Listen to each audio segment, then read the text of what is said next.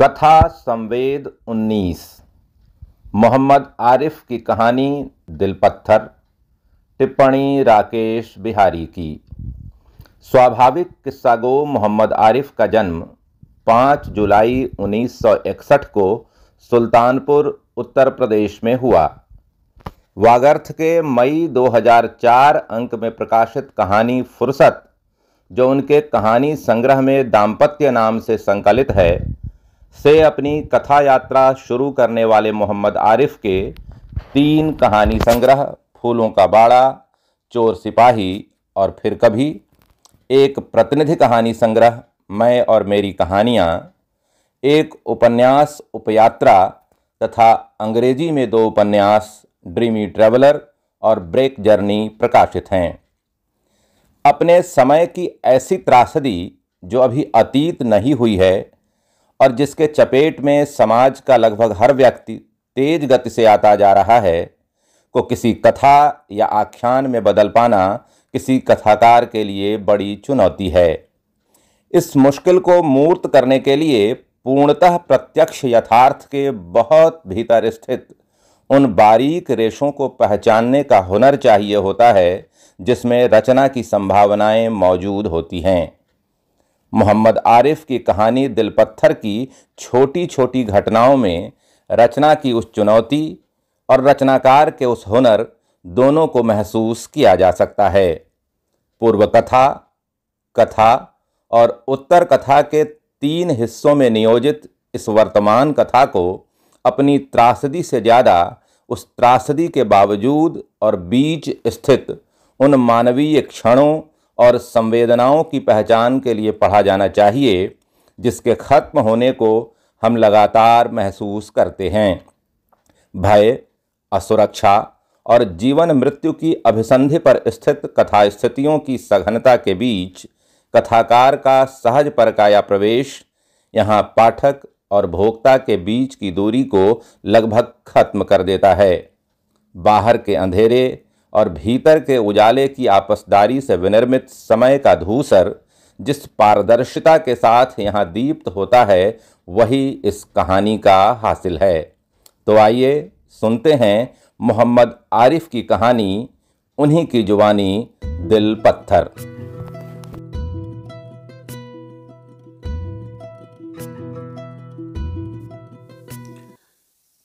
दिल पत्थर पूर्व कथा। दोनों कोर्ट से बाहर निकले तो उतना अच्छा नहीं महसूस हुआ जितना कि ऐसे मौके पर लगना चाहिए। बदली थी, सन्नाटा था और चुप्पी, जैसे कुछ नाखुशगवार गुजरा हो। लेकिन मास्क की वजह से उनके चेहरे की असल रंगत का अंदाज़ा लगा पाना मुश्किल था। वे सीधे अपने आशियाने को चल पड़े। आशियाना जो उन्होंने 2 दिन पहले ही बनाया था, आज से रहने जा रहे थे। पहले पैदल चलते रहे, फिर जैसे तैसे 3 व्हीलर की सवारी मिली और सफ़र आसान। मौका देखकर उसने जेब से अंगूठी निकाली और बिना किसी रोमानी भूमिका के उसकी उंगली में सरका दिया, जिसको उतारकर लड़की ने सही उंगली में पहना और नाक सिकोड़ी। कुछ नहीं पता, कुछ नहीं आता। फिर लड़का पीछे वाली पैंट की जेब से खरे सोने की चेन निकालकर उसके हाथों में ठूसते हुए फुसफुसाया, इस तरह की कहीं ड्राइवर न सुन ले। मम्मी की है, चुरा के लाया हूँ। पुरानी लग रही है ना, लेकिन साफ करवा दूंगा, चमक जाएगी। क्या देख रही हो, धीरे से पहन लो, दादी ने मम्मी को दिया था। वो चुप रही, चेन उसकी मुट्ठी में बंद थी। सुनो, किस फिक्र में हो, खुश नहीं हो क्या? वह उसे घूरने लगा निराशा से। कितनी मशक्कत करनी पड़ी थी उनके बक्से से चेन को उड़ाने में, और ये हैं कि कोई भाव ही नहीं दे रही। वो बिना किसी भाव के चेन को देखे जा रही थी। फिर उसने मुट्ठी बंद कर ली और बाहर ताकने लगी। क्या हुआ, क्या सोच रही हो? नहीं पसंद आई? वो अनमनी सी बाहर ही देखे जा रही थी। उसे कुछ सूझा। उसने उसकी कमज़ोर नस को पकड़ा। चोरी का माल पसंद नहीं आया ना, लाओ वापस दो। उसने सिकड़ी छीन लेने का उपक्रम किया, लेकिन मुट्ठी थी कि लोहे की बख्तर हो गई। वो हंसने लगा। सुनो, वो फिर फुसफुसाया, और इस बार बहुत धीरे से, जानबूझकर, क्योंकि ड्राइवर मजबूत कदकाठी का था, दिल्ली के आसपास का होगा, बदमाश लग रहा था। लेकिन बोलना तो था ही, और अब नहीं तो कब। पर ये बदमाश न सुने। सुनो, अच्छा रखे रहो, रात में मैं खुद पहनाऊंगा। फिर कुछ और रुक कर, बेबी। वो कसमसा गई, उसके बाह में कस कर चिकोटी काट बैठी। दरअसल ड्राइवर का सर 1 डिग्री उनकी तरफ हो गया था। फिर जैसे ही ड्राइवर का सर सीधा हो गया और वो फिर से गाड़ी चलाने में मशगूल हो गया, उसने अपना सर अपने नए नवेले पति के कंधे से लगा लिया।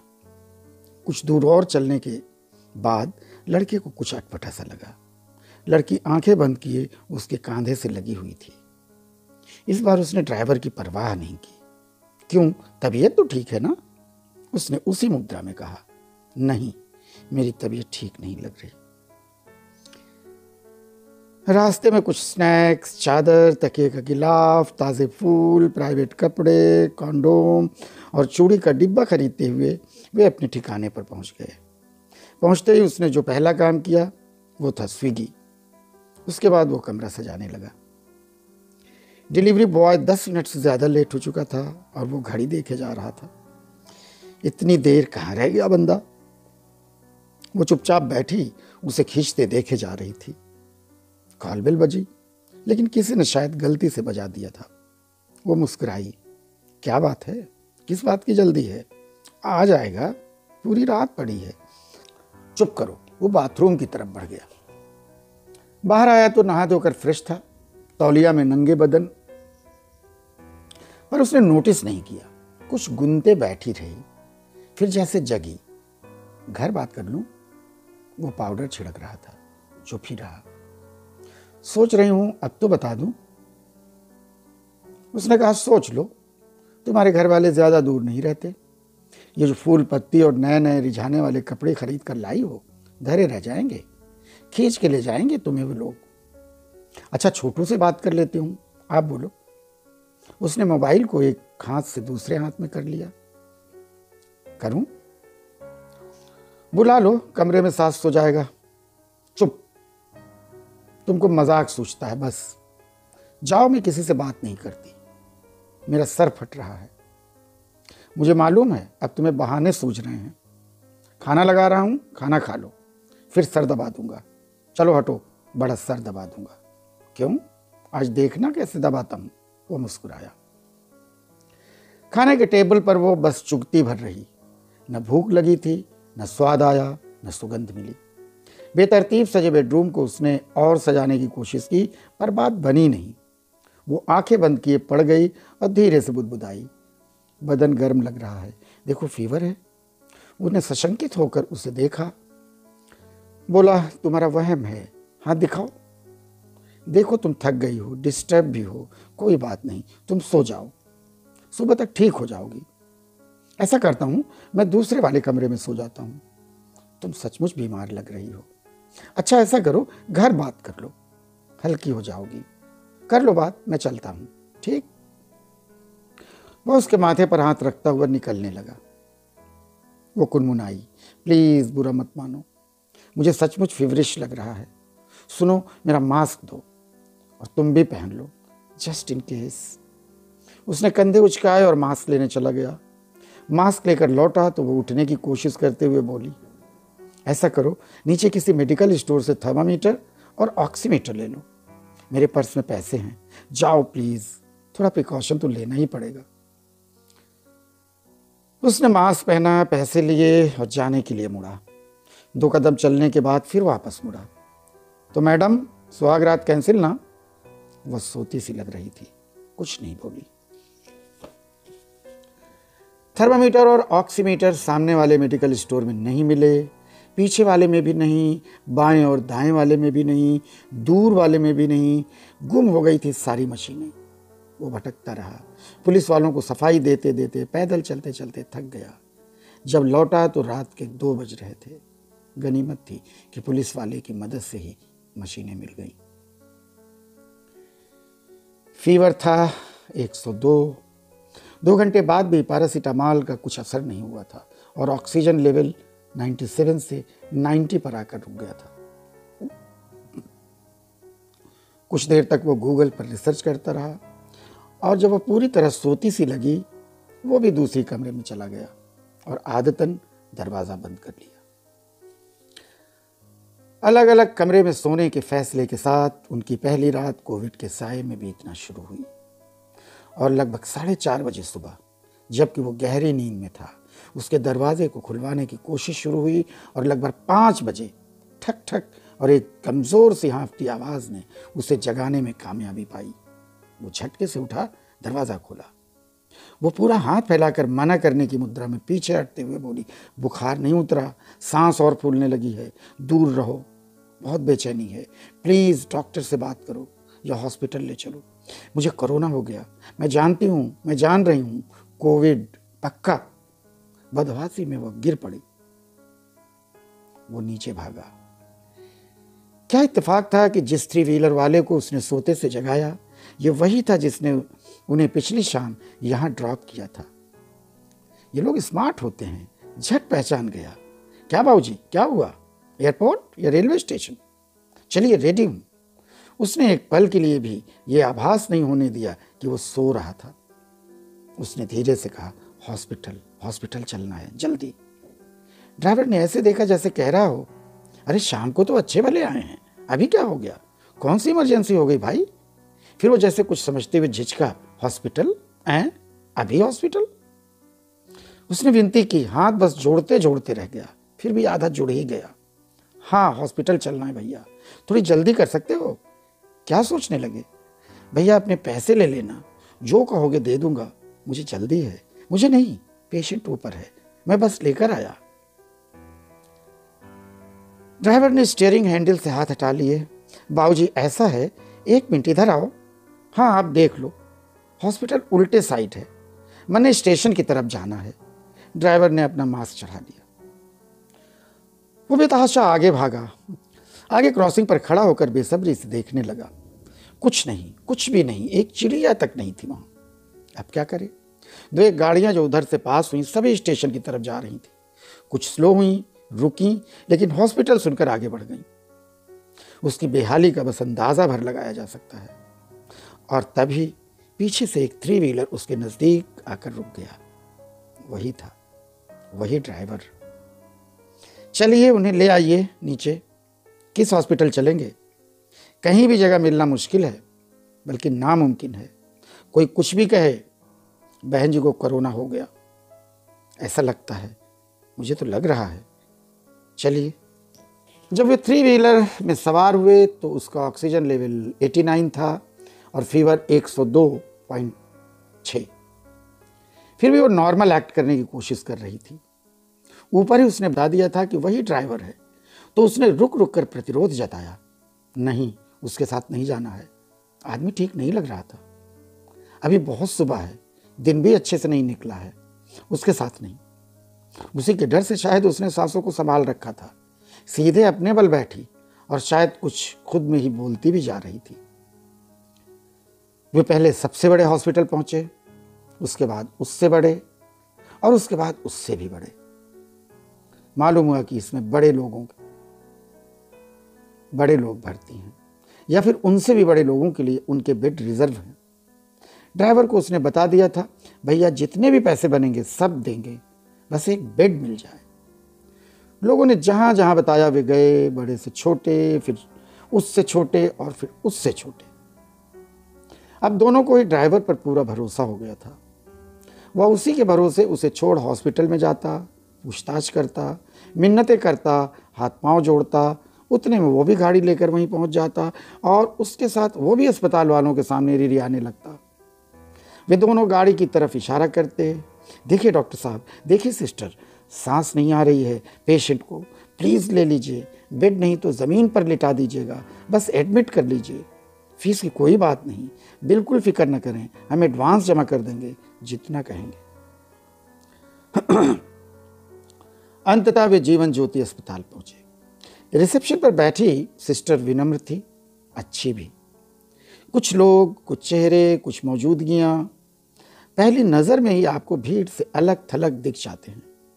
वो कि वे मास्क पहने हों तब भी, जैसे उसे इल्हाम हुआ।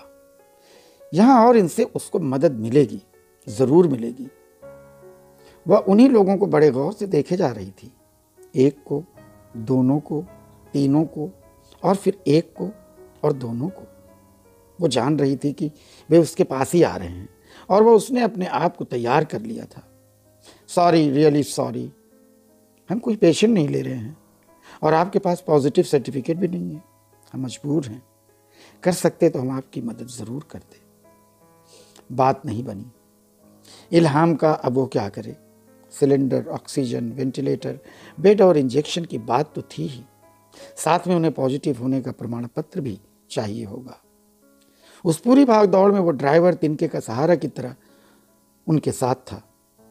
उसकी कुछ बातों से उसे संबल मिलता, जैसे कि जहाँ भी बाबूजी हम जा रहे हैं मरीजों का रेला लगा हुआ है, जिसको कोरोना नहीं है वो भी डर के मारे दौड़ा चला आ रहा है। अस्पतालों की मौज है, इनका बैंक बैलेंस बढ़ रहा है, दिन दूनी रात चौगनी। फिर अचानक वो चौंका। एक बात बताइए बाबूजी, क्या गारंटी है कि बहन जी को कोरोना ही है? कोई जांच तो हुई नहीं है। चलो मान भी लेते हैं इनको कोरोना है, तो आप ही बताइए अस्पताल वाले करें तो क्या करें? इनके सामने भी तो दिक्कत है। अस्पताल सभी को कहाँ से बेड दे, कहाँ से इतनी गैस लाए? बेचारी लड़की चाह तो रही थी कि ले ले, लेकिन क्या करती, मजबूर है। अस्पताल में एक एजेंट ने उन्हें एक नंबर दिया, कहा इस पर बात करें, एडमिशन, ऑक्सीजन और बेड का पूरा पैकेज है, इस पर न लगे तो इस पर लगाइएगा। उसने दूसरा नंबर भी दिया। एडमिशन हो जाने पर मैं आपसे खुद मिल लूँगा, मेरा बस 2000 बनता है, आप चाहें तो एक 5 की टिक्की दे सकते हैं, बाकी 15 काम होने पर। उसने 500 का एक नोट बढ़ा दिया। देखिए आपके पेशेंट की हालत बिगड़ रही है, देर करेंगे तो केस खराब हो जाएगा, फिर आप जाने। उसने नोट को तोड़ मोड़ कर जेब में रख लिया। फिर शुरू हुआ, वैसे भाई साहब बुरा न माने, समय ऐसा है कि आदमी जानवर बन गया है। मैं भी, जी मैं भी। दरअसल काम करते करते, बता ही देता हूँ आपको, सुबह से शाम तक सांस लेने की फुर्सत नहीं। फिर हंसने लगा, जैसे उसे मजाक सूझा। सांस कहाँ से लेंगे? ऑक्सीजन तो है नहीं, सांस कहाँ से लेंगे? बेड तो है नहीं, आराम कहाँ से करेंगे? देखिए अदरवाइज ना लीजिएगा, सुबह से शाम तक इस अस्पताल से उस अस्पताल, उस अस्पताल से इस अस्पताल, बस यही काम रहता है। तब जाकर 4 पैसे मिलते हैं भाई साहब। अब क्या कहें, कुछ दिनों से एक नया काम भी फांद लिया है सर पे, बॉडी डिस्पोजल का। उसमें भी मार मची है, कंपटीशन भी है। ऑक्सीजन और बेड से ज़्यादा तो वहाँ दिक्कत है, लाइनें लगी हुई हैं लेकिन लकड़ियाँ नदारद, कब्र खोदने वालों के अलग नखरे, छोटी बड़ी सभी का एक ही दाम ले रहे हैं। कहते हैं हमें भी बच्चे पालने हैं, मेहनत लगती है, कोविड पकड़ने का खतरा अलग से। लेकिन भाई साहब, सामने वाला बात समझे तब ना। बॉडी बदबू मारने लगेगी लेकिन जेब ढीली करने को तैयार नहीं। और तो और अस्पतालों से ज़्यादा घरों से बॉडियाँ निकल रही हैं, उनका कोई हिसाब नहीं, उनका हिसाब हम लोग रखते हैं। आई बात समझ में? एजेंट बोले जा रहा था, वो और ड्राइवर सुनते जा रहे थे, घड़ी देखे जा रहे थे। जब उसने बॉडी की बात की तो वे दोनों 3 व्हीलर से दूर खिसक गए। वो होश में थी और सुन सकती थी। उसने फिर बोलना जारी रखा, मेरा तो ऑफर है, बॉडी मेरे हवाले करो, पैसे दो, आप जाओ घर, आराम करो, सब काम फिनिश करके आपको फ़ोटो सेंड कर देंगे। पहले 10 दिन लोग झिझके, फिर 1-2 कस्टमर मिले, उसके बाद तो भाई साहब हमने पूरा वीडियो बनाया, पिक्चरें उतारी, लोगों को दिखाया, उन्हें विश्वास होने लगा और अब सांस लेने की फुर्सत नहीं। 10-12 लड़के रख लिए हैं, वे अस्पतालों के चक्कर काटते रहते हैं। हाँ हेलो, अरे बेटे पार्टी को रोक के रखो, बस पहुँचे, पुलिस वालों को 5-5 टिक्कियाँ दे देना, चलो रखो। फ़ोन को ऑफ करते हुए एजेंट ने अपना फाइनल रिमार्क दिया, देख रहे हैं कितना बखेड़ा है, ऊपर से सरकारी कुरपेंच, जिससे बच निकलना आप जैसे लोगों के लिए संभव नहीं है। उसी लिए तो हम हैं। उसकी नसें जो तनी हुई थीं वे ढीली होने लगीं। उसकी बेसब्री, बेचैनी और बेड और ऑक्सीजन की जल्दबाजी सहसा सुस्त पड़ने लगी। एजेंट ने जैसे उसे हल्का कर दिया था। आखिर दीवार में सर फोड़ने से क्या हासिल होगा, इमरजेंसी तो है, पर क्या इतनी कि दौड़ते दौड़ते मर जाएं? इसी बीच एजेंट ने जेब से एक कार्ड निकाला। बस कमी छपवाया है भाई साहब, लीजिए। उसने हाथ बढ़ाया। कार्ड तकरीबन सादा ही था, सिर्फ 3 मोबाइल नंबर छपे हुए थे, एक के नीचे एक। उसने कहा एडमिशन कराना, ऑक्सीजन, वेंटिलेटर और बेड के लिए पहले दोनों नंबरों पर ट्राई कर लें। वो जिम्मेदारी मेरी नहीं, साफ बात। वो लोग कर देते हैं, आप संतुष्ट हैं तो मैं आकर 15 टिक्की ले लूँगा। अगर नहीं कर पाते हैं तो भाई जी सुन लो, ये जो आपने दिया है पैसे, ये 500 की टिक्की समझना आपने छोटे भाई को यूं ही दे दिया। उसने 500 की नोट निकाल लिया और फिर वापस जेब में रखते हुए बोला, और तीसरा नंबर मेरा है, बॉडी का काम हो तो मुझे याद कर लेना। उसने बिना कोई मौका दिए मोटरसाइकिल स्टार्ट की और फुर्र हो गया। कुछ देर वे वहीं खड़े रहे चुपचाप, वो और ड्राइवर। थोड़ी दूर पर 3 व्हीलर में वो निढाल पड़ी थी। उसने ड्राइवर से कहा पानी ला भाई और कुछ खाने को लाना। ड्राइवर रोड पार कर दुकान की तरफ बढ़ गया। उसने उस कार्ड को फिर देखा। तीनों नंबरों के नीचे, एकदम से नीचे बॉटम पर कुछ और छपा था। महीन छोटे अक्षरों में कुछ लिखा था। उसने आंखें गड़ाई। बेफिक्र रह बंदे, आखिर में कुदरत ही मुस्कुराएगी। उसने दोबारा पढ़ा, फिर एक बार, और फिर एकदम शांत हो गया। फिर जैसे मुस्कुरा उठा, लेकिन मुस्कुरा नहीं सका। वो वैसे ही पड़ी थी, बेसुध। हल्के नाश्ते के बाद उसने पहले नंबर पर कॉल लगाई। फोन झट उठा, बात हुई, डील हुआ। एडमिशन करवा देने का उसने अपना खर्चा 20,000 कोट किया, अस्पताल का अलग से। इसमें बस एडमिशन, बेड की गारंटी नहीं। उसने वो हुज्जत नहीं की, मिन्नत और कुछ कम करने की फरियाद भी नहीं। हनीमून ट्रिप के पूरे पैसे बचे थे, पहले जान।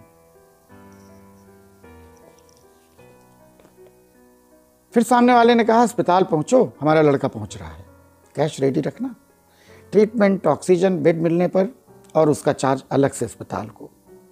अस्पताल अगर ऑक्सीजन का इंतजाम नहीं कर पाएगा तो हम करेंगे, 40 तक लग सकता है, 5-10 एक्स्ट्रा रखना इधर उधर का। उसने कहा कोई बात नहीं, बस अस्पताल के अंदर करवा दो, वैसे पेशेंट स्टेबल है, फिर भी जल्दी करो। जवाब आया, बस आप पहुंचो, लड़का निकल चुका है। बेफिक्र रह बंदे, आखिर में कुदरत ही मुस्कुराएगी। पढ़कर न जाने क्यों उसको उसकी नवविवाहित कोरोना पेशेंट स्टेबल लगने लगी थी। उसने ऑक्सीजन नापा, पहले 95, फिर घिसटते हुए 84 पर रुका। बुखार 101। वो बुदबुदाई, पानी, बहुत प्यास लगी है, अस्पताल में भर्ती करवा दो ना, सांस में बहुत दिक्कत हो रही है, कुछ करो, कुछ भी। ये वही अस्पताल था और वही नर्स थी जो पहले मजबूर थी, पर अब नहीं। लड़के ने आते ही पैसे झपटे और अस्पताल के अंदर भागा।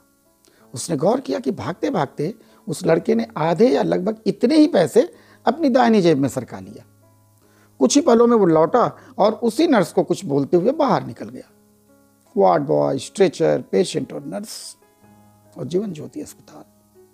वो दौड़ा, लेकिन नर्स ने उसे हाथ के इशारे से मना कर दिए। आप नहीं, आप रुकिए, सिर्फ पेशेंट, मरीजों की भीड़ देख रहे हैं। कुछ देर बाद वो लौटी और कुछ और मरीजों को अंदर ले गई, फिर कुछ और को, फिर कुछ और। अस्पतालों का अपना एक माहौल होता है जिससे वो परिचित था। एक सुगंध होती है, चाहे तो उसमें से सू हटा दें। इस गंध में फिनाइल, एसिड, दवाओं और दूसरे केमिकल्स का तड़का होता है। यहाँ रोना और हंसना भी बराबर का होता है, लेकिन इस पल में जीवन ज्योति में फिनाइल की गंध में सिर्फ रोना शामिल था। अरे प्रभु, रोने वाले कहाँ हैं? ये तो थे ही नहीं, कोई रोने वाले नहीं थे, सिर्फ रुलाई थी। डॉक्टर थे, नर्सें थी, वार्ड बॉय थे, पेशेंट थे। हल्का बुखार था, आधी सांस थी, टूटती आंस थी। रोना था, लेकिन रोने वाले नहीं थे। अंदर ले जाते हुए पेशेंट ने कुछ इस तरह मुंह बनाया जिससे लगा कि सांस की तकलीफ कुछ कम हुई। वो बाहर ही खड़ा रहा, मास्क अच्छी तरह मुंह पर चढ़ाए हुए, और 3 व्हीलर का ड्राइवर थोड़ी दूरी पर। नर्स उसकी नई नवेली बीवी को जाने कहाँ रखकर फिर अपने काम में मशगूल हो गई थी। वो सोच रहा था कि वो पूछे क्या किया उसने उसके पेशेंट का, पर वो नर्स तो जानवरों के माफिक काम करती जा रही थी। वह 2-3 बार उसके नजदीक तक पहुंचा। उस नर्स ने 2-3 बार उसकी तरफ हमदर्दी से देखा। बस पूछ पाने और बता देने के बीच कितनी अड़चनें, कितनी रुकावटें, कितने मरीज, कितने बीमार, कितने काम। कथा। वो रात उसने पार्क में बिताई, इक्के दुक्के तीमारदारों के साथ। सुबह होते ही वो जीवन ज्योति अस्पताल के गेट पर था। अस्पताल स्टाफ ने उसे मास्क के लिए डांटा। 1 नहीं 2 मास्क पहनिए, डबल मास्किंग। वो जेब टटोलने लगा। एक ही था जो उसके मुंह पर था। सामने खड़े पुलिस वाले ने झट अपनी खैनी मास्क के नीचे से मुंह के अंदर रखी, हाथ झटका और ऊपर वाली जेब से एक मास्क निकालकर उसकी ओर बढ़ा दिया। मैं भी रात में पार्क में ही था, यहीं ड्यूटी लगी है। सुबह डेड बॉडी निकलवा कर फिर वहीं पार्क में बैठ जाता हूँ। पहले दिन भर यही कर रहता था, फिर भीड़ बढ़ गई तो मेरे रहने न रहने से फ़र्क नहीं पड़ता। दिन में एक बार शमशान घाट भी जाना पड़ता है, पर अब जाता नहीं, यहीं से हिसाब कर देता हूँ। मास्क अच्छे से पहन के रखियो। लेकिन उसने ऊपर वाला मास्क फिर से उतार लिया। फिर से सिस्टर दिखी। सभी लगभग एक जैसी होती हैं, लेकिन उसे लगने लगा था वो अलग है। वो लपका, सिस। उसने हाथ से इशारा किया, अभी रुकिए, बताती हूँ। मुड़ी तुड़ी यूनिफॉर्म से लग रहा था कई दिनों से छुट्टी नहीं मिली है, रात में शायद ही सोई हो। पुलिस वाले ने उसे इशारा किया, सुनिए, ऐसे जवाब नहीं मिलेगा, ऊपर से फ़ोन करवाइए। फिर रुक कर बोला, भाई फ़ोन से भी कुछ नहीं हो रहा, अब यही लोग कर सकते हैं जो कर सकते हैं। अच्छा एक बात बताइए, पेशेंट अभी जिंदा है या डेड बॉडी लेने आए हैं? एम्बुलेंस चाहिए तो प्राइवेट देख लीजिए, इनके पास मिलना असंभव है, बहुत मारामारी है। उसने पुलिस वाले के एक आलाप को सुना, लेकिन बोला कुछ नहीं। हाँ, फिर से एक मास्क के ऊपर दूसरा मास्क भी चढ़ा लिया। वार्ड बॉय, डॉक्टर, नर्स, सफाई कर्मचारी, सभी को कुछ न कुछ काम था। सभी जल्दी में थे, सभी रात भर सोए नहीं थे, सभी खुद को बचाते हुए दूसरों को बचा रहे थे। लेकिन फिर भी लोग बच नहीं रहे थे। किसी तरह वही फिर से दिखी, वही नर्स, वही सिस्टर। वो दौड़ा और उसके सामने खड़ा हो गया। जी क्या हुआ? वो चुप रही। उसके हाथ में बिस्कुट का एक छोटा सा पैकेट था। उसे अपने सफ़ेद कोट के सामने वाली जेब में रखते हुए वो खड़ी हो गई। उसने धीरे से पूछा, क्या हुआ उसका? बेड मिला? वो जो बोली इस तरह से था, बेड की तो दिक्कत है, वार्ड और आईसीयू में डेड बॉडीज़ पड़ी हुई हैं और कोई उठाने वाला नहीं है। जैसे ही जगह बनती है बरामदे वाले पेशेंट को अंदर ले लेंगे, लेकिन वेटिंग ज़्यादा है, अभी 2 दिन और लगेंगे। हाँ, आप ऑक्सीजन सिलेंडर का इंतज़ाम कर लीजिए, जल्द ही, आज ही। उसने पूछा, तो ठीक है ना? वो कुछ नहीं बोली, चली ही गई। ड्राइवर को नंबर मिलाते हुए वो पार्क की तरफ लौटा, बेचैन, बेखुद। उधर ड्राइवर ने गाड़ी किनारे लगाई और शुरू हो गया। जी क्या हुआ, ठीक तो? कहो तो सवारी छोड़कर मैं आ जाऊं। सिलेंडर? देखो भाई, मैं भी देखता हूं, पर आप उन लोगों को फ़ोन लगाओ ना, मैं आज किसी समय मिलता हूं। नहीं, मैं ट्राई करूंगा, पता है बाबूजी, पता है, बस 2-4 घंटे निकल जाएं। मालूम है सभी अस्पतालों का यही हाल है। चलो मैं देखता हूं, रखूं? उसने उन 2 नंबरों पर बारी बारी फ़ोन लगाया। पहले तो कुछ नहीं, फिर बिज़ी और कोविड से बचने की चेतावनी। मन किया कि फ़ोन पटक दे। फिर हेलो। उसने पहले प्रश्न पूछा, सिलेंडर की व्यवस्था हो सकती है क्या? इस तरह से पूछा कि सामने वाले को हालात गैर मामूली न लगे और फटाफट दाम न बढ़ जाए। सामने वाला बेवकूफ़ न था, उसने भी काउंटर किया। कब के लिए? वो विचलित हो गया। आज ही, अभी चाहिए भाई साहब। तो ऐसे बोलिए ना, कोई चांस नहीं, आज से शाम तक कुछ नहीं हो सकता। 2-4 जो अरेंज करके लाए थे सब निकल गए हैं। कल की बात करिए, कल की।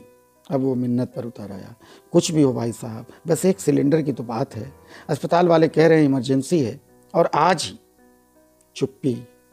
और फिर ये 10,000 आप ट्रांसफ़र कर दो, मैं देखता हूँ, इसी नंबर पर। उसने फ़ोन रख दिया। पार्क की बेंच पर बैठकर उसने पैसे ट्रांसफ़र किए और सोचने लगा। फैमिली में बता दिया जाए या भी नहीं। उसने बहन को फ़ोन में लगाया, वही आगे न्यूज़ ब्रेक करेगी। फ़ोन पर कोरोना की डरावनी चेतावनी के बाद उधर से आवाज़ आई, कर लिए अपने मन की। उसने बहन को ज़्यादा मौका नहीं दिया।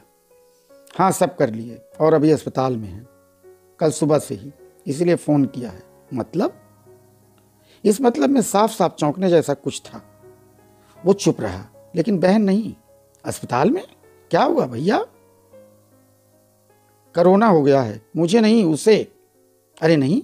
बहन की आवाज़ में चौंकने के साथ सनसनाहट भर गई थी, जैसे उसे बुलेट ने हिट किया हो और होश बाकी हो। इस नीम होशी में वह मुझे और उसे का फर्क नहीं समझ पाई, बस कोरोना सुन सकी थी। अरे क्या बोलते हो बक? Hello hello. हाँ सच में गुड़िया, मैं तो ठीक हूँ। वो पॉजिटिव हो गई है, कल से अस्पताल में है। धीरे धीरे कंडीशन सीरियस हो रही है। मैं भी यहीं हूँ। पापा मम्मी को बता देना, पैसे चाहिए होंगे, सिलेंडर नहीं मिल रहा है। भाई की खुद ओढ़ी हुई परेशानी, मम्मी पापा की वाजिब नाराज़गी और बहन की रुलाई। अपना ख्याल रखो भैया, बहुत बुरे हालात हैं, टीवी पे देख रहे हैं हम लोग। अस्पताल के अंदर मत जाना, बहुत नाराज़ हैं ये लोग, कुछ नहीं करेंगे, जानती हूँ। फिर अंत में फफक कर रोने की आवाज़, ये लोग कुछ नहीं करेंगे। उसी बेंच पर वो सो गया और फिर आधे अधूरे सपने, दिन की नींद के सपनों की मध्यम गति और उसमें उलझी एक प्रेम कहानी। पुलिस वाले की खैनी मिश्रित ताली से उसकी तंद्रा टूटी और वह ऊंचे पहाड़ की चोटी से गहरी खाई में गिरने से बच गया। कैसी तबीयत है आपके पेशेंट की? अभी वो नींद से बाहर नहीं हुआ था, अनमनस अदलेटा बैठा रहा। सुना लेकिन कुछ बोला नहीं। लीजिए पानी पी लीजिए, बहुत सोए, 2 घंटे के लगभग। लग रहा है सिलेंडर व्यवस्था हो गई। उठिए उठिए। वह उठा और अस्पताल की ओर चल पड़ा। पैसे ट्रांसफ़र किए 2 घंटे से ज़्यादा हो गए थे और ड्राइवर से बात किए हुए 3 घंटे से भी अधिक। कहीं से कोई रिस्पॉन्स नहीं। इस बार वो दिखाई नहीं पड़ी, पीछे से आई और बोली, सुनिए, आपकी पेशेंट ने रिक्वेस्ट किया है कि मैं आपको कुछ खाने को दे दूं। वो एक छोटा सा बिस्कुट का पैकेट उसकी ओर बढ़ाते हुए बोली। रूखी सी मुस्कान, उसे कुछ अजीब सा लगा। असहज भाव से उसने पैकेट थाम लिया। तो सुबह उसने उसी तरह का बिस्कुट का पैकेट उसके हाथ में भी देखा था। काम का बोझा, बेचारी सिस्टर्स। तबीयत अब कैसी है? बेट का कुछ हुआ? उसने बिस्कुट का पैकेट पकड़े पकड़े पूछा। बिल्कुल ठीक नहीं है, बेड का कोई चांस नहीं। वीआईपी पेशेंट भी बाहर फ्लोर पर पड़े हैं और ऑक्सीजन खुद अरेंज करिए। आप देर करेंगे तो बहुत मुश्किल होगी। 80 से नीचे है ऑक्सीजन लेवल। आप कुछ कर सकती हैं? मतलब किसी को जानती हूँ अस्पताल का कोई आदमी, स्टाफ जो पैसे लेकर मदद कर दे? कुछ भी पैसे ले ले। नो वे, नो चांस, आपको ही करना पड़ेगा। कुछ एक लोगों ने किया है, पता नहीं कैसे। वो चली गई। शाम को ड्राइवर आया खाली हाथ, लेकिन आया तो, नहीं तो कौन आता है ऐसे। बताया कि बहुत हाथ पांव मारा लेकिन रिजल्ट 0। पैसे ट्रांसफ़र करवाकर वो बंदा भी साइलेंट मोड में चला गया था। रात में जब बेड के बारे में नर्स का फ़ोन आया तो वो पार्क की बेंच पर बैठा ड्राइवर और पुलिस वाले से ऑक्सीजन सिलेंडर के लिए संभावना तलाश कर रहा था। हेलो सुनिए, अभी 3-4 बॉडीज़ हटने वाली हैं, आप काउंटर पर बात कर लीजिए। शायद वे लोग 1-1.5 लाख जमा करवाएंगे, जल्दी करिए। यहाँ अंदर ऑक्सीजन की प्रॉब्लम बनी हुई है, पर बेड शायद मिल जाए, आप कोशिश कर लीजिए। बस फ़ोन कट। उसने ड्राइवर को इशारा किया, सरपट अपने फ्लैट पर चलने को कहा। हनीमून वाला कैश, घर में रखी ज्वेलरी, तनिष्क का शोरूम, वहाँ 1.5-2 घंटे का कीमती समय और पैसों का इंतजाम हो गया। वह उल्टे पांव भागा और पुलिस वाले के साथ अस्पताल के रिसेप्शन पर लाइन में लग गया। बैड लक भाई, बैड लक। जब तक उसकी बारी आई, पैसे जमा हो चुके थे, वार्ड से लाशें हट चुकी थीं और बेड की नीलामी हो चुकी थी। वो निराश और बेसुध।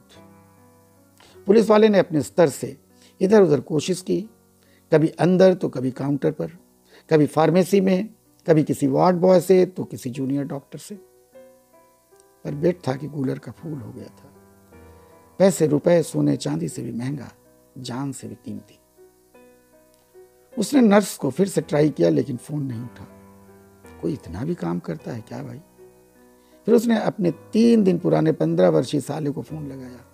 उसे मालूम था वो पहले फ़ोन को लेकर एकांत में जाएगा, तब हेलो भैया कहेगा।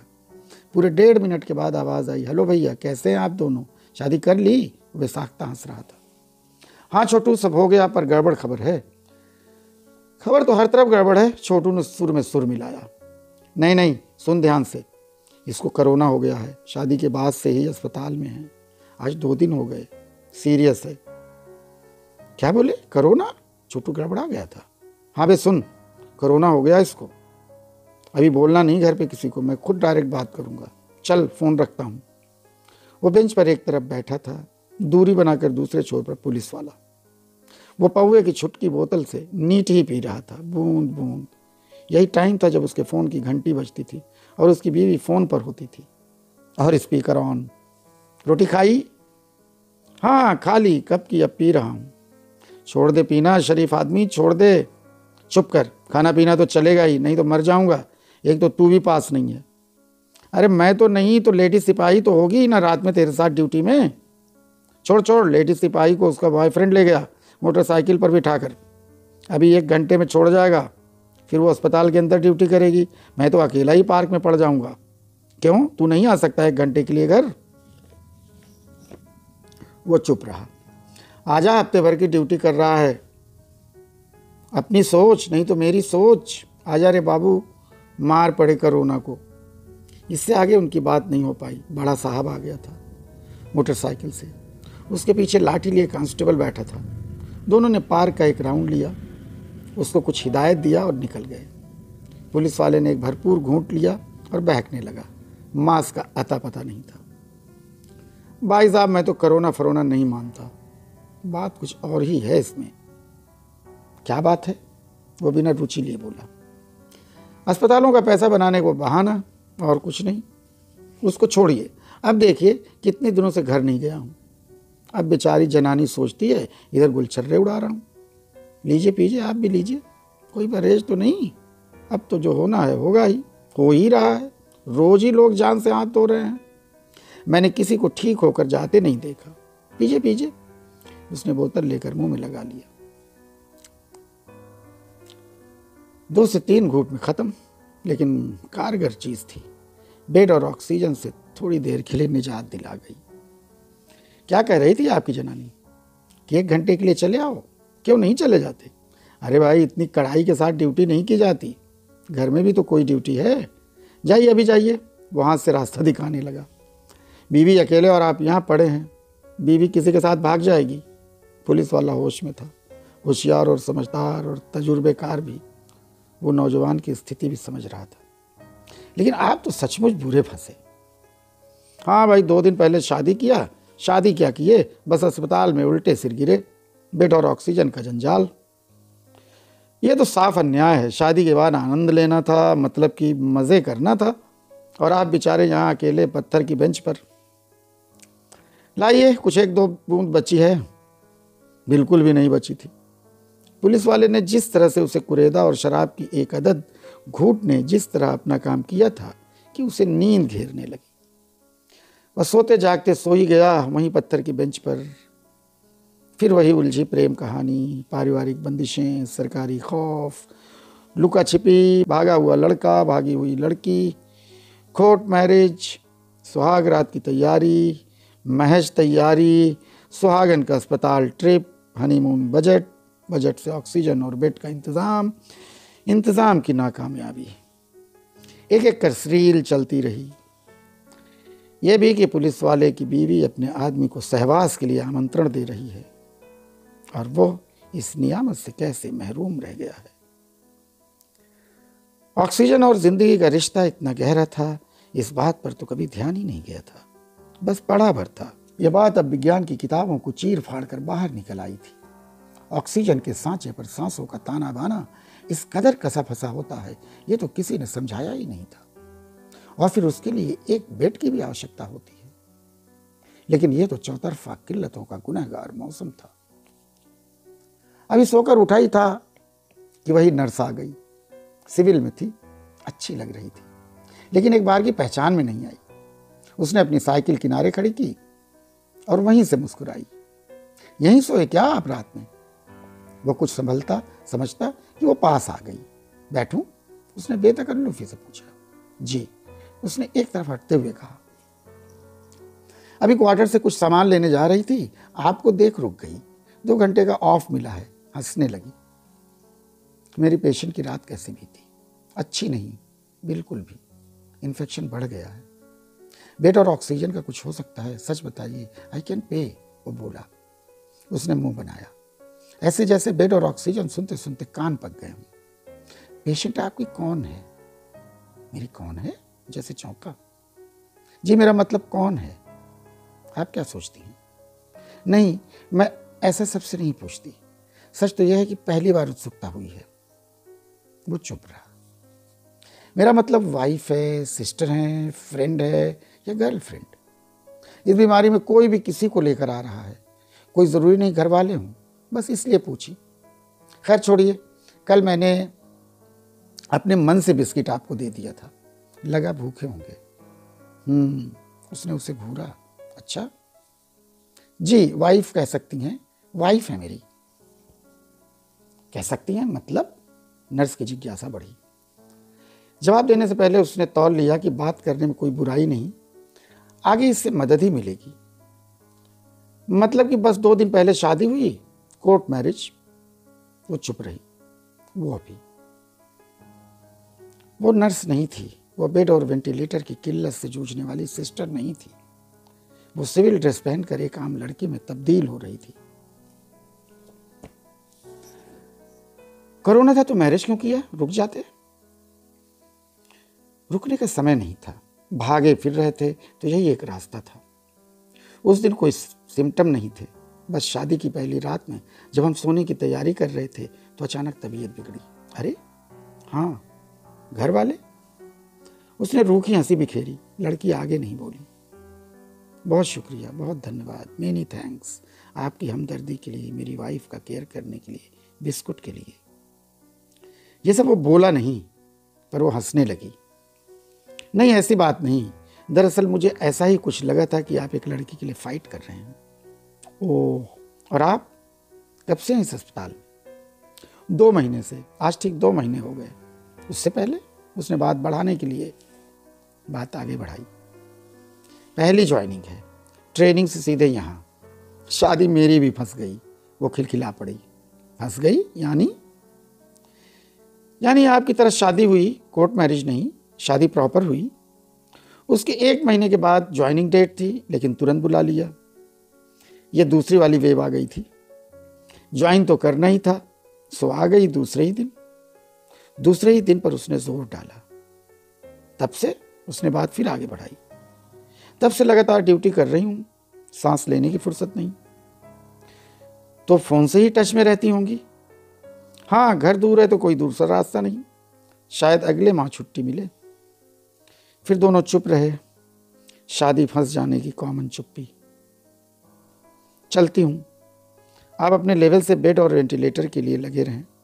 हम लोग अभी जूनियर हैं, हमारी कोई नहीं सुनता। फिर भी मैं पूरी कोशिश करूँगी कि कल से कम पेशेंट वार्ड में शिफ्ट हो जाएं। बहुत जद्दोजहद के बाद उस बंदे ने फ़ोन उठाया। भाई साहब, क्या बताऊं, चाहो तो पैसे वापस कर दूं। सिलेंडर की कोई कमी नहीं, बस सरकारों की लड़ाई में हम बीच वाले पिस रहे हैं। साले 2 पैसे कमाने नहीं दे रहे हैं, लेकिन कल तक कुछ ज़रूर हो जाएगा, बस आप भरोसा रखें। और सारा भरोसा डॉक्टरों पर था, सारा दारोमदार उन्हीं पर था। पर वे भी तो इंसान ही थे, लापरवाही उनकी फितरत में भी थी। बीमारी बेखौफ उन्हें भी अपनी चपेट में ली रही थी, पर वे लगे हुए थे, जूझ रहे थे। वो 2 बजे से इंतज़ार कर रहा था कि डॉक्टर अरोरा से मुलाकात हो जाए। वो नॉन बेड पेशेंट के इंचार्ज थे। वो लॉबी में दिखे तो वो दौड़ा। मेरी पेशेंट डॉक्टर साहब, कैसी है वो? वे सबको एक ही जवाब दे देते थे, patient is okay, don't worry, patient is okay.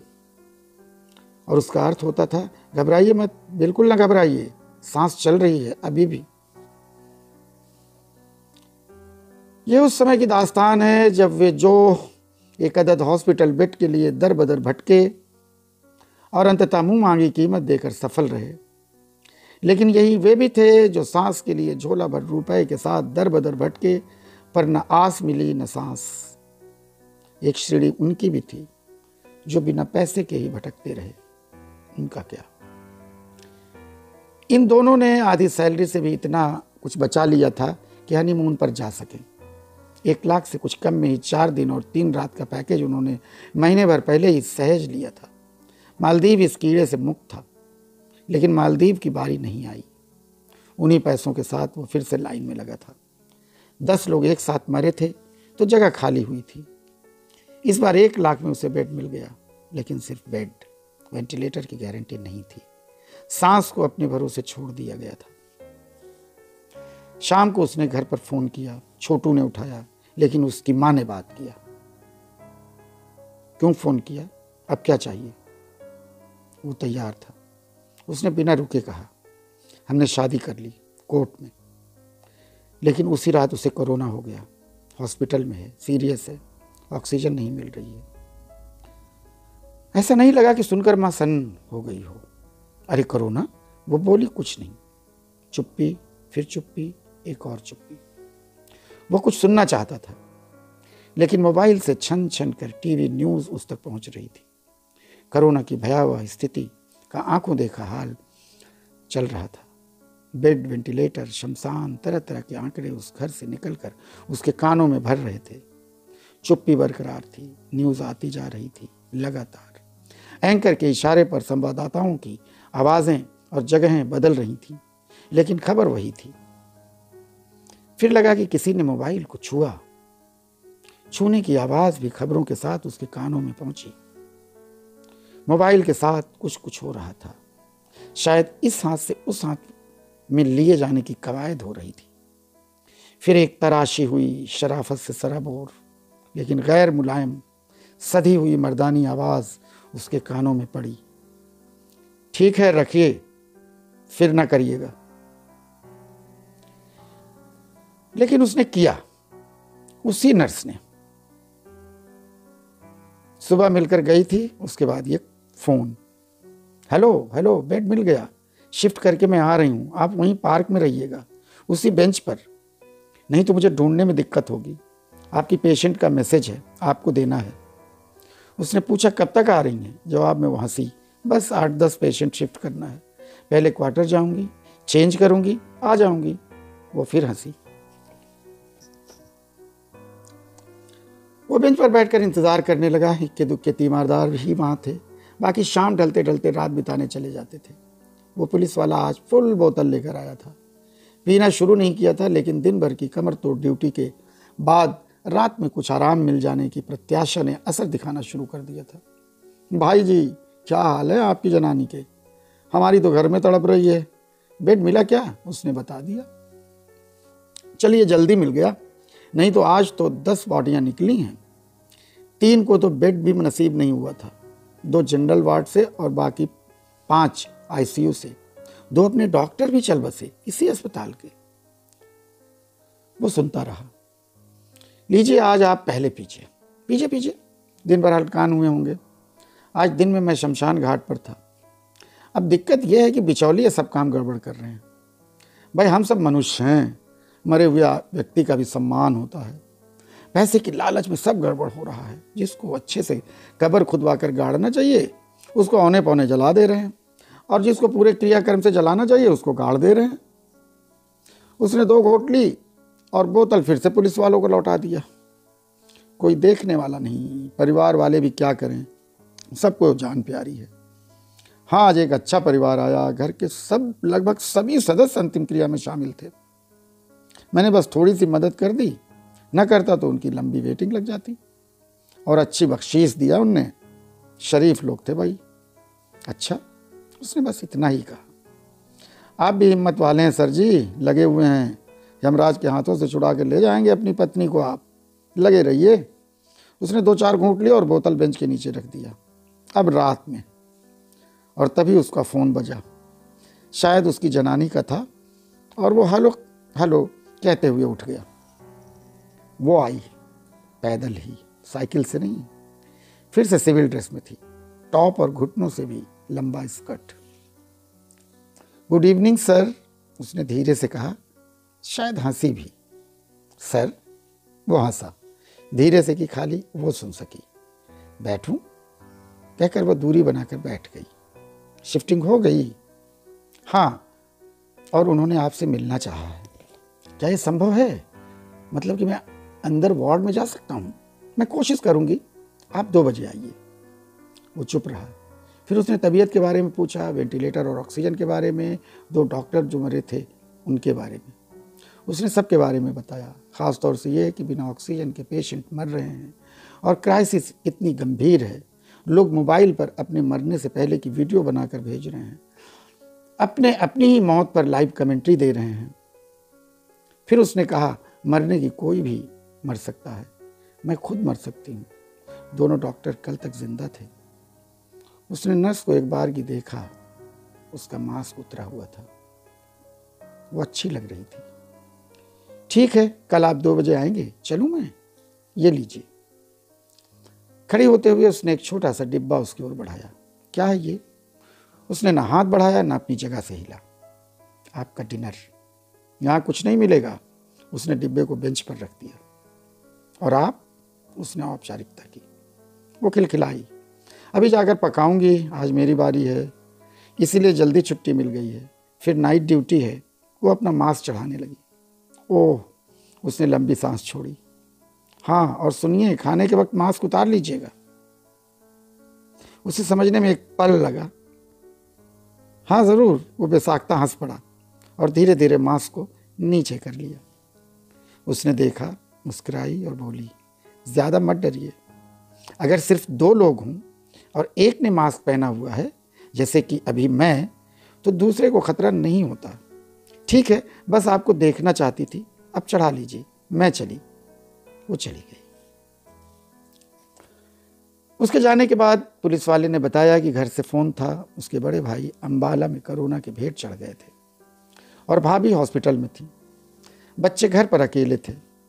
शुक्र मनाइए कि भाभी को बेड मिल गया था। क्या वो अंबाला जाएगा? क्या फ़ायदा, अब तो जो होना था हो गया। हाँ, बच्चों की फिक्र है। भाभी फ़िलहाल ठीक हैं। भाभी के घर वाले टच में हैं। फ़िलहाल ठीक हैं से वो समझ गया कि पुलिस वाले की भाभी की सांस अभी भी चल रही होगी। एक बात पूछूं? जी? मतलब भाई के मरने पर भी नहीं जा रहे? पुलिस वाला सोचने लगा। फिर मन ही मन बुदबुदाया, यहाँ भी तो लोग मर रहे हैं। बड़े संगदिल हो भाई। जी, जाना तो चाहता हूँ, पर ऊपर अनुमति नहीं मिलेगी। कोरोना प्रोटोकॉल का सवाल है ना। वो चुप रहा, फिर हंसा। तुम लोग उतने बुरे नहीं होते भाई, हर हाल में काम करते हो। पुलिस वाला जैसे चौंका। एक बात कहूँ, ध्यान से सुनिएगा भाई जी, और बुरा ना मानिएगा। हम लोग सुअर हैं जी, वही गंदैला जानवर। हम समाज का गू खाते हैं, इसकी सफाई करते हैं, फिर भी लोग हमसे नफरत करते हैं। आदमी चुप हो गया। उससे अब बोलते नहीं बन रहा था। वो चुप ही रहा। फिर दोनों ने शराब पी, उसी बोतल से कई घूंट। एक बार वो तो एक बार ये, वो 2 तो ये 3, ये 3 तो वो 4। शराब खत्म हुई तो डिब्बे वाला डिनर, रोटी सब्जी और एक नोट, कल का डिनर भी मेरी ओर से। दोनों ने सब्जी रोटी आपस में बांट ली। सुबह से दोपहर तक पुलिस वाले के बताए कुछ ठिकानों पर ऑक्सीजन के लिए भटकता रहा। आसरा और आश्वासन बस। 2 बजे तक वो अस्पताल लौट आया।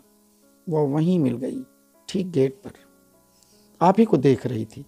तबीयत बहुत बिगड़ गई थी। लगातार CPR देती रही। अब जाकर ऑक्सीजन लेवल 90 है। बुला रही हैं आपको। बहुत नर्वस हैं। वो जैसे बेहोश पड़ी थी। बहुत मुख्तसर सी बात हुई, धीरे धीरे, रुक कर। मेरी तबीयत अब बिल्कुल ठीक नहीं है, दूर रहो। वो थोड़ा पीछे खिसक आया। सांस में बहुत दिक्कत है, उठ भी नहीं सकती, थकावट है। वो चुप रहा। ठीक हो जाऊंगी ना? उसने आंखें बंद कर ली। वो बुदबुदाया, ठीक हो जाओगी। मैं हूं। नहीं, तुमने मुझसे शादी क्यों किया? वो उस पर चुप रहा। ये रखो। उसने किसी तरह अपने तकिए के नीचे से रुमाल में छुपी रुपए की एक पतली सी गड्डी निकालकर उसकी ओर बढ़ाया। पकड़ो, पैसों की जरूरत है, रखो। वो वैसे ही दूरी बनाए खड़ा रहा। लो प्लीज़, उसने इसरार किया। उसने ले लिया। मेरे घर किसी को बताया? उसने कोई जवाब नहीं दिया। बोलो, उन्हें बताया? हाँ, वे जल्दी तुम्हें देखने आएंगे। वो कुछ अचरज में पड़ गई। नहीं, कोई नहीं आएगा। अच्छा, अपने घर किसी को बताया? हाँ, सबको मालूम है। तुम ज़्यादा मत बोलो, मैं चलता हूँ। उसने मुस्कुराने की कोशिश की, फिर कोशिश करके बोली, घर चले जाओ, नहा लो। शाम को वो फिर आई। वो वहीं मिला, बेंच पर तन्हा। आते ही उसने बताया कि चूंकि उसने आज भी डिनर का प्रॉमिस किया था, इसलिए उसने आज भी कुकिंग ड्यूटी ले ली। दिन में उसने उसे वाइट में देखा था और अभी रेड और ब्लैक में देखकर उसके चेहरे पर ऐसे भाव थे जैसे पहचानने की कोशिश कर रहा हो। क्या घूर रहे हैं, मैं वही नर्स तो हूं। अच्छा, बैठूं? नहीं, दूरी बनाकर खड़ी रहिए, उसने तपाक से कहा। अरे, वो जैसे चौंकी। खड़ी रहूं? मैं बैठती हूं, कहकर वो बैठने को हुई। वो हंसते हुए खिसक गया। वो किनारे बैठ गई। आपके वर्दी वाले दोस्त कहाँ हैं? शराब लाने गए हैं। छी, आप पीते हैं? वो चुप्पी साधे रहा। रात में यही सोते हैं? जी। ओह। उसका फ़ोन बजा। वार्ड में हूँ, बाद में करती हूँ, कहकर उसने फ़ोन काट दिया। मेरे हस्बैंड थे, डेली शाम को फ़ोन करते हैं। हमारी डिस्टेंस मैरिज है ना, कहकर किलकिला पड़ी। वह चुप रहा। चलूँ? मेरा डिनर ये रहा। उसने एक टिफ़िन बॉक्स उसकी तरफ बढ़ाया। खाकर कल बताइएगा, नॉनवेज ट्राई किया है। Thanks sister. फिर दोनों हंस पड़े, ऐसे कि जैसे बहुत दिनों बाद हंसे हों। हंसी रुकी तो वो बोली, सिर्फ थैंक्स से ही काम चल जाता। वो बोला, जी आगे से ध्यान रखूंगा। औरत ने आगे हाथ बढ़ाया। Bye, good night. आदमी ने उसकी हथेली को अपनी हथेली में लिया। कुछ देर लिए रहा। वो सन्न खड़ी रही, फिर बोला, बाय, वेरी गुड नाइट। अगले 2-3 दिन वो ना के बराबर आई। बस टिफ़िन बॉक्स बढ़ाती और चली जाती। हॉस्पिटल में कभी कभार दिख जाती, पर बात करने का मौका हासिल न होता। उसने बताया कई नर्सें एक साथ पॉजिटिव हो गई हैं, इसलिए वर्कलोड बहुत बढ़ गया है। और ये भी कि उसकी पेशेंट की हालत भी गंभीर है, कुछ कहा नहीं जा सकता। आज उसे सीनियर डॉक्टर ने बुलवाया। Sir, very very low chances of survival. पूरा लंग्स इन्फेक्टेड हो गया है। आज की रात शायद ही निकले। एक अदद ऑक्सीजन का सिलेंडर। वो सोचने लगा। उसने उस ड्राइवर को फ़ोन लगाया, शायद वही कुछ करे। आखिरी उम्मीद, आखिरी आसरा। बड़ी दबी सी आवाज़ आई, अरे सर जी, मेरे को हो गई वही बीमारी, मिसेज और बेटी को भी। कोई देखने वाला नहीं, घर में पड़े हैं हम लोग। बाबूजी, हम अस्पताल नहीं जाएंगे। हम सभी को सांस लेने में दिक्कत हो रही है। मरना वहाँ भी है, मरना यहाँ भी है। बस समझ लो हम तीनों मर रहे हैं, धीरे धीरे, एक साथ। उसने अपनी आंखें भींच लीं। रात तो निकल गई, लेकिन दोपहर 2 बजे उसका मैसेज आया। Sorry sir, she is no more. बस 5 मिनट पहले हुआ। थोड़ी देर बाद उसने डेड बॉडी का एक पिक भेजा। दोनों हाथ सीने पर थे, आंखें हाथ खुली और मुंह काला पड़ गया था। फिर एक और मैसेज। उनका पर्स, घड़ी, रिंग और चेन लेकर देर शाम मिलती हूँ, धीरज रखें। वो काफ़ी देर से आई। वो बेंच पर नहीं, बेंच के पीछे खड़े दरख्त से अपने शरीर को टिकाए अधलेटा सो रहा था।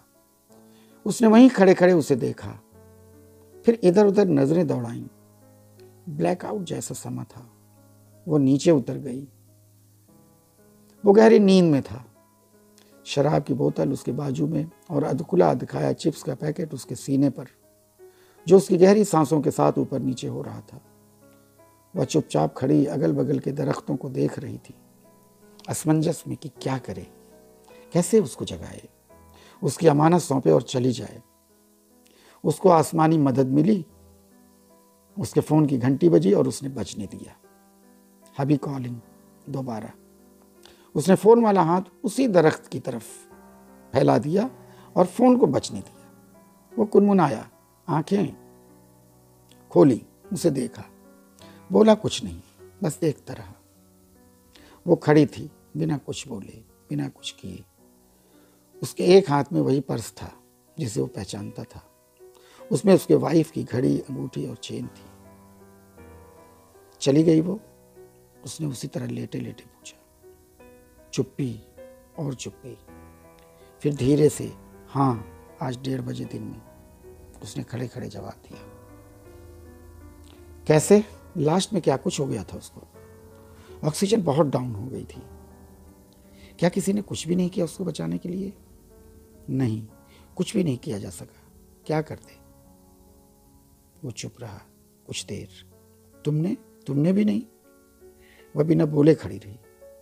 अच्छा बैठो, मेरे पास बैठ सकती हो, पर्स उसी का है। हाँ, इसमें उनका सामान है, देख लीजिए। क्या मैं तुम्हारे सामने पी सकता हूँ? वो चुप रही। उसने बोतल से ही 2-3 घूंट गट किया और बोतल को फिर से बाजू में रख लिया। मेरा डिनर? इस बार बोलकर वो हंसा। वो चुप रही। अच्छा बैठो, बैठो तो, बहुत देर से खड़ी हो, बैठो। वह वहीं उसके पैर के नजदीक बैठ गई। कुछ बोली थी? नहीं, इशारे से पानी मांगी। मैं पानी लेकर लौटी तो जा चुकी थी। वो शराब की बोतल खोलने लगा। अब उसका फोन बजा। दलाल था। 2 लंबी रिंग, लेकिन उसने नहीं उठाया। नर्स ने कहा बात कर लीजिए, शायद ज़रूरी हो। उसने कॉल बैक किया। जी सर, जी माफ़ करियो, देर हो गई, लेकिन इंतज़ाम हो गया, पहुंच रहा हूँ 10 मिनट में। बाकी पैसों का इंतज़ाम रखना। मर गई वो? क्या मतलब? क्या कहा आपने? वो चुप रहा। भाई साहब, मैं कह रहा हूँ सिलेंडर का इंतज़ाम हो गया, आ रहा हूँ। कोई ज़रूरत नहीं चाहिए। ओह, तो आपकी पेशेंट एक्सपायर हो गई? उसने कोई जवाब नहीं दिया। एक बात कहूँ सर जी, वह फुसफुसाते हुए बोल रहा था, ये हॉस्पिटल वाले जल्दी जल्दी बेड खाली कराने के चक्कर में रहते हैं। जिंदा आदमी शमशान घाट भेज रहे हैं ये लोग। मेरी मानो, गैस ले लो और बोलो ऑक्सीजन चढ़ाएं। देखिए, वह चुप ही रहा। आप कुछ बोल नहीं रहे। 4 गुना पैसे देकर लाया हूँ, दिन भर की परेशानी अलग से। बस वादा कर दिया था इसलिए। उसकी चुप्पी बरकरार रही। अच्छा चलिए, तो आगे का काम मैं देख लूँगा। सब क्रियाकर्म अच्छे से करवा दूंगा। चंदन की लकड़ी, घी, सभी इंतज़ाम रहेगा। पंडित भी। 10,000 और आप ट्रांसफ़र कर दीजिए। बेड नंबर व्हाट्सएप कर दीजिए। चैन से घर जाइए, लड़के सब कर देंगे। उसको चढ़ी थी। वो बहुत कुछ बोलना चाहता था, बस उसने फ़ोन काट दिया। गुस्सा ठंडा हुआ तो बोतल उसकी तरफ बढ़ाते हुए बोला, पियोगी? पागल हो गए हो? हाँ, पागल हो गया हूँ। मैं नहीं पीती, पीकर देखो, फिर अच्छी नींद आएगी। उसने झटके से उसके हाथ से बोतल लिया और एक तरफ को लुढ़का दिया। अच्छा ये बताओ, किसका फोन था जो तुम मेरे कान के पास बजा रही थी? मेरे हस्बैंड थे, रोज इसी वक्त आता है। तो एक बार उससे मिल क्यों नहीं आती? उसने फिर शराब की बोतल उठा लिया। छुट्टी का सवाल है, बताया था ना, बस शादी के दूसरे दिन ज्वाइन करना पड़ा, तब से फंसी हूं। अरे साला, 2 महीने से कसम से कन्नी काट के यहां मरीजों को मार रही हो, हत्यारिन। वो सुरूर में था। उसने उसके पैर में जोर से चिकोटी काटी। क्या बोले? हत्यारिन? उसने जोर से पिंच किया और जोर से पिंच किया।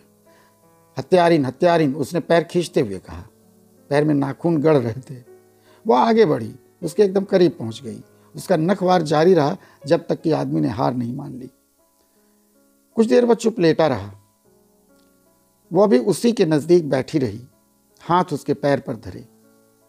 एक बात पूछूं? उसने उसकी ओर गर्दन घुमाई। दुख तो हुआ होगा, वो चली गई। जब सब तरफ दुख हो तो मन दुख नहीं मानता। मेरा मतलब है वो मर गई तब भी। मुझे तो सभी मरे लग रहे हैं, यहाँ तक कि तुम भी, डॉक्टर अरोरा और पुलिस वाला भी। गट गट गट गट। मत पियो। ठीक है, नहीं पीता। उसने बोतल फिर से रख दिया। मैं जानती हूं तुम्हें कितना दुख हुआ होगा, पर यह मत करो। दुख आसरे का मोहताज होता है। जब कोई आसरा ना हो कोई भरोसा ना हो तो कोई दुख नहीं, दुख का आनंद नहीं। मुझे पटा रहे हो? उसकी आवाज़ में शरारत थी। तुम खुद पट रही हो। वो हंसा, वो भी हंसने लगी। हाथ का दबाव पैर पर बढ़ गया। सचमुच भूखे हो? डिनर लेकर आऊं क्या? प्यासा हूं, शराब दो। और तुम नजदीक आओ। भागो, तुम्हारे कपड़ों से बदबू आ रही है, नहाए नहीं हो हफ्तों से। और तुम्हारे कपड़ों से फिनाइल की गंध आ रही है, तुम रोज नहाती हो तब भी। जाओ दूर हटो। नहीं हटूंगी। हॉस्पिटल से कॉल। वो उठाती है। हेड नर्स किसी पेशेंट को दिए जाने वाले इंजेक्शन के बारे में कुछ पूछ रही थी। वो धीरे धीरे कुछ बताती है, साथ में गुस्साती भी है। हेड नर्स थी, कोई और होता तो डांट देती। तो हम अब क्या कर रहे हैं यहाँ बैठकर? उसने फोन की स्क्रीन लाइट को बंद किया और उसकी तरफ देखने लगी। जब सब तरफ दुख हो तो मन थोड़े से सुख के लिए भटक जाता है।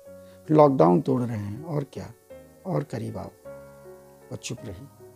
उसका दूसरा हाथ भी उसके पैरों पर दबाव बनाने लगा। बेड और वेंटिलेटर की अभूतपूर्व किल्लत के दो चश्मदीद गवाह पार्क के उस अंधेरे कोने में बैठ एक गुनाह के हमराह होने जा रहे थे। उनकी बेदारी धीरे धीरे नीम होने लगी, कुहासा घना होने लगा, पर अभी भी एक फीकी लौ थी जो उन्हें एकसार कर रही थी। यही लौ गुनाह थी या गुस्सा थी या कि किसी से बदला लेने की जुर्रत, खुदा जाने। फंसी हुई शादी और रुकी हुई जिंदगी की पेंचें ढीली पड़ने लगी थी, गिरहें खुलने लगी थी, बंधन टूट कर छिटकने लगे थे। इस तरह एक औरत और एक आदमी की जिस्मानी सोहबत और हमबिस्तरी मौके की नज़ाकत को देखते हुए नाकाबिले यकीन थी, पर यह मुमकिन हुआ। वे थोड़ा और अंदर गए और एक जगह तलाश कर बैठ गए। उनके दरमियान अब सिर्फ वे थे, वे दोनों। यहां? औरत ने कहा। हाँ, आदमी ने मुख्तसर से सवाल का मुख्तसर से जवाब दिया। क्वार्टर पर चल सकते हैं, चाबी मेरे पास है, बाकी सभी ड्यूटी पर हैं। वहां बेड है, कूलर है। वह फुसफुसाई। यही ठीक है, बिना बेड के। वह और करीब आ गया। मेरी वाइट ड्रेस गंदी हो जाएगी, मुझे गड़ रहा है। डोंट वरी, मैं बेड बन जाता हूँ। वह हंसा, फिर लेट गया। वह कुनमुनाई, लेकिन फिर से संभलते संभालते अपनी ड्रेस को खोलते बचाते उसके ऊपर किसी तरह एडजस्ट होने लगी। और तभी औरत का फोन बजा। हबी कॉलिंग। वह हौले से फोन में फुसफुसाई। आईसीयू में हूँ, फ्री होकर करती हूँ, रखो। उसके भार को सहन किए वो सन लेटा रहा। फोन पर उसके उत्तर पर वह कुछ गड़बड़ा सा गया था, पर फिर खुद को वापस लेकर आया। वह उसके शरीर पर अधलेटी मुद्रा में थी। हे लड़की, तुम्हारी सांसें कितनी तेज चल रही हैं, तुम्हारा सीना ऊपर नीचे हो रहा है, कितनी गति से। उफ, ये उठाओ, ये गिराओ, क्या इरादा है तुम्हारा? जवाब में वह उस आदमी के पैर, पेट और सीने को आच्छादित करते हुए मुंह पर मुंह रखने को हुई कि आदमी को मजाक सूझा। मास्क नीचे कर लो, सारा ऑक्सीजन अपने सीने में छिपा ली हो तो पब्लिक को क्या मिले, मिस ऑक्सीजन। उसने नहीं सुना या कि उसने सुना। उसे नहीं पता था कि उसकी धड़कन इतनी ज्यादा क्यों बढ़ गई थी। फिर उसने महसूस किया कि वो हाँफ रही है, कांप रही है। उसने धीरे से बनावटी हंसी अख्तियार किया और उसके कानों में फुसफुसाई। मुझे हंफनी आ रही है, ऑक्सीजन कम हो रही है, मर रही हूँ, कुछ करो, गंदे आदमी कुछ करो। फिर उसने गंदे आदमी के दाहिने कान को काट खाया, फिर गाल को, फिर नाक को, फिर दूसरे कान को, फिर दोनों होंठों को एक साथ, फिर अलग अलग, फिर एक साथ, फिर अलग अलग, फिर। लेकिन आदमी की काम कृपणता पर वो हैरान रह गई। फिर रुकी और दांव बदला। अब नखवार घायल सिंगनी की माफिक उसने हमला किया जब तक कि वो हताहत न हो गया। उसके मुंह से मध्यम सी ऊह निकली, धीरे से। सिस्टर। वो नाराज हो गई। तुम्हें अच्छा नहीं लग रहा? और सिस्टर क्यों बोले? उसने आदमी के दोनों गालों पर चपटों की बौछार कर दी। फिर बोलो, फिर बोलो, और चटाचट मारती जाती थी। आधे घंटे बाद वे फारिग होकर वहीं बैठ गए, वहीं जमीन पर, उसी पार्क में, उसी अंधेरे में। वो अपना मोबाइल ढूंढ रही थी, फिर अपनी चप्पल, फिर अपना पर्स। मैं कुछ मदद करूं? उसने धीरे से पूछा। वो कुछ नहीं बोली।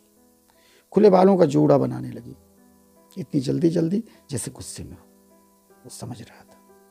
उसने अपना सामान समेट लिया था और अब वो जाएगी। वो उसको इस मूड में नहीं जाने देगा। उसे कुछ देर तो और रुकना चाहिए। तो कुछ बात करो तभी तो रुकेगी, वरना अब रुकने के लिए था ही क्या। तुमने मेरा नाम नहीं पूछा। तुम्हारा नाम क्या है गंदे? उसका मूड खराब था क्या? ऐसे में वो हंसी के मौके ढूंढ ही लेता था। उसने कहा मेरा नाम बेड है कि नहीं? उसने उसकी आंखों में झांका। इतने दिनों से फर्श पर सोती थी, आज बेड मिल गया ना। बदतमीज कहीं के, इडियट, रास्कल और नॉनसेंस भी। अच्छा मेरा नाम पूछो। अब लड़की को भी चढ़ा। हाँ बताओ, जाते जाते नाम तो बता दो। बताना क्या? ऑक्सीजन। मेरा नाम मिस ऑक्सीजन, तुम ही तो कहे थे। फिर दोनों हंसे तो हंसते ही चले जाते थे, बेलौस बेलाग बेखौफ हंसी। कर ले जो किसी को जो करना है। ये किसी से कुछ मांग तो नहीं रहे ना? देगा कौन? किसी से कोई शिकवा तो नहीं कर रहे हैं ना? कैसे शिकवा? किससे शिकवा? बस एक अदद अपनी हंसी ही तो हंस रहे हैं। अंधेरे में हंसी, अकेले में हंसी, मौत पर हंसी, जिंदगी पर हंसी, दो जनों की खुद पर हंसी। फिर चलकर वे बेंच के पास पहुंच गए। वो जाने को थी। चलूं? हाँ जाओ, काफी रात हो गई है, बस कुछ कहना चाहता हूं। उसने उसकी ओर देखा। बोलो, अब क्या? वो झिझका, लेकिन लड़की ने सुन लिया। सॉरी इस बात के लिए कि कुछ कर नहीं सका। I am really sorry for you. बस इतना ही बोला और चुप हो गया। वो आंखों में आंखें डाले देखती रही उसको, बिना पलक झपकाए।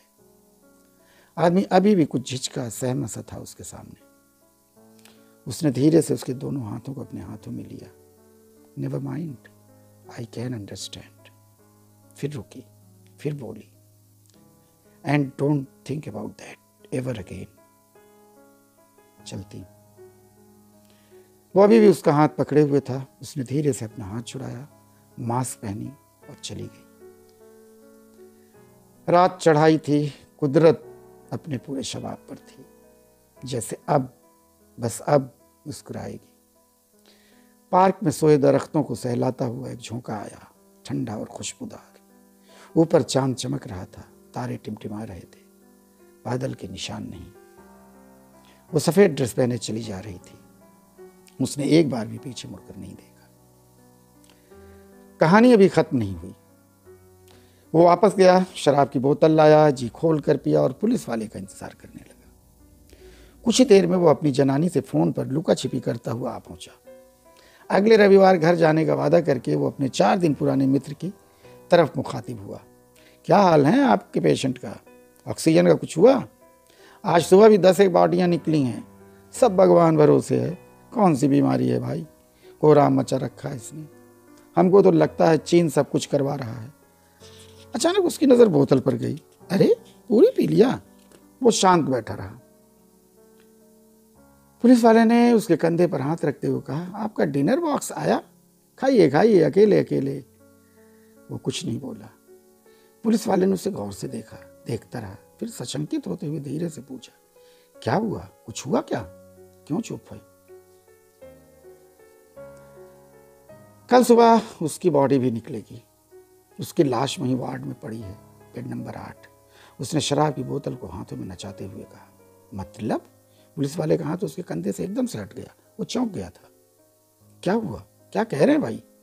हाँ, आज 2 बजे हुआ। पुलिस वाला संभल चुका था। अपने को व्यवस्थित किया, फोन को जेब में रखा, फिर उसके बगल में बैठ गया। मुझे लग रहा था भाई, मुझे लग रहा था बचेगी नहीं आपकी पेशेंट, लेकिन आपने बहुत कोशिश किया। इससे अधिक क्या करते?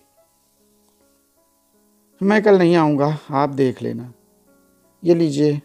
उसने कुछ रुपए पुलिस वाले की तरफ बढ़ाते हुए कहा। उसने रुपए पर ध्यान नहीं दिया। क्यों, आप क्यों नहीं रहेंगे? उसने कोई जवाब नहीं दिया। तो आप नहीं आ रहे?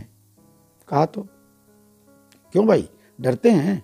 पुलिस वाले ने जैसे चुहल की, शायद मित्र को हल्का करने की कोशिश। उसने बची कुछ हुई बूंदें गले के अंदर उतारी, बोतल को दूर फेंका और धीरे से कहा, इस कीड़े से? नहीं, तब? वो चुप ही रहा। पुलिस वाले ने उसे कुरेदा, तब किससे? आंखें दूर दराज, मुंह में जीभ की बेचैन हरकत, होंठों और दांतों की कशमकश, गले में घुमड़ती थूक की घूंट और एक उच्छ्वास। पुलिस वाला रुपए थामे बैठे रहा। रख लो, तुम ही देख लियो भाई। वो चला, फिर मुड़ा। उसकी आंखों में मैला खाने वाले जानवर की तस्वीर खौंद गई। उसने आंखें भींच कर उस पर से ध्यान हटाया। और सुनो मेरे भाई, जलाइयो ना उसको, गाड़ दियो कब्रिस्तान में। मौलवी को बुलवा लेना और पैसे ले लो और ये काम कर देना।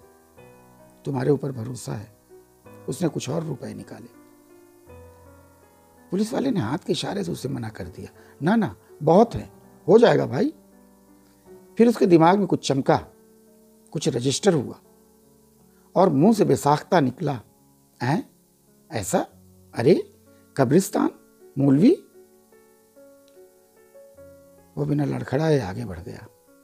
पुलिस वाला देखता रहा, कभी पैसों को, कभी अंधेरे में गुम होते हुए उस साये को। उत्तर कथा। अफसाना कितना भी काल्पनिक हो, उसमें सच्चाई अवश्य होती है। उसका संबंध प्रत्यक्ष परोक्ष रूप से कदाचित वास्तविक चरित्रों से होता ही है। यह कथा भी अपवाद नहीं है। इसमें आए चरित्रों के नाम बदले नहीं गए हैं, बल्कि पूरी तरह छिपा लिए गए हैं।